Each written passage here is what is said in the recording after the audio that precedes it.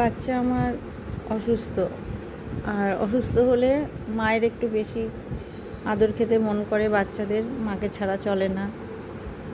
একটু জ্বর হয়েছে, ওয়েদার চেঞ্জ হচ্ছে, সেই জন্য একটু ব্যথা ব্যথা। তো এই খুব নরম বাচ্চা, তো এই জন্য একে বেশি কেয়ার করতে হয়। আর শান্ত হয়ে থাকে, আওয়াজও বের করছে না, নাহলে ভীষণ কথা বলে, ভীষণ কথা বলে। কথাবার্তা বন্ধই হয়ে গেছে কষ্ট হচ্ছে বলেই। আর জোর করে একটু খাওয়ালাম, দুধ খেলো সকালে। আর বেশি আদর করতে হবে ওকে, মাথা টিপে দিতে হবে, আদর করতে হবে। আমার সত্যি সময়টা খুব খারাপ যাচ্ছে, খুব খারাপ যাচ্ছে। আমার বাচ্চাগুলো একটার পর একটা, মানে একজনাকে ঠিক করে তুলি কি আরেকজনা, মানে ভালো লাগছে না, একেবারে ভালো লাগছে না।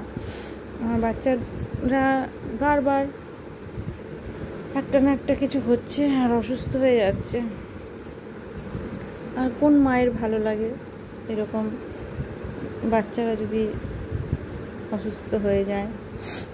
আমার সত্যি একদম মন মেজাজ ভালো না, আর আমার ভালো লাগছে না। আর হঠাৎ করে যে কি এমন হলো যে একটা বাচ্চা আর একটা বাচ্চা এরকম অসুস্থ হয়ে পড়েছে। 3টে বাচ্চা নিয়েই তো আমার সংসার। দাদা অ্যাক্সিডেন্ট করলো, এদের বড় ভাই, আর কিছুদিন কাজু, এবার ছোটু। একদমই ভালো লাগছে না। কোন মায়ের ভালো লাগে? এই যে আদর করতে হবে ওকে, শুধু আদর করতে হবে। এমনি তো আদর খায়, সব থেকে আদরের, এখন আবার বেশি করে করে আদর করতে হবে। বাচ্চাটা তাড়াতাড়ি ভালো হয়ে যাক, সুস্থ হোক, সেটাই আমি খেয়াল রাখছি।